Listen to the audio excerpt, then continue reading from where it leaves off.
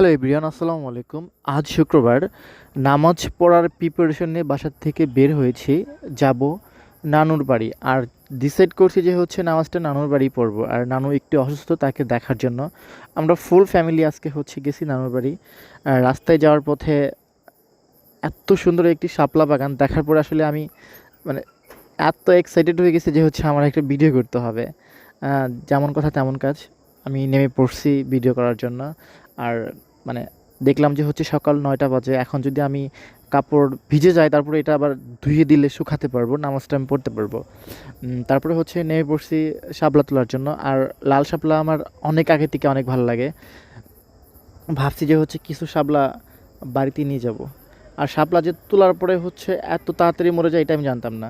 তোলার পরে হাতটা কিছুক্ষণ রাখার পরে একদম নরম হয়ে গেছে। যাই হোক, আমি শাপলা তুলতেছি আর আমার ছোটো ভাই যে ভিডিও করতেছে আসাদ, ও বলতেছে ভাইয়া যদি এখন কেউ কিছু বলে আপনি এতগুলো শাপলা ছিঁড়ছেন কী বলবেন। মানে দুষ্টামি করতে করতে করতে শাপলা সবগুলো তুলে ফেলছি।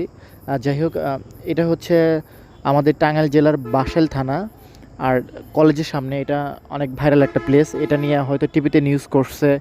আর যে এখনও দেখেন নাই, আমি কনফার্ম এখানে গেলে আপনার মনটা অনেক ভালো হয়ে যাবে। ধন্যবাদ, টাটা।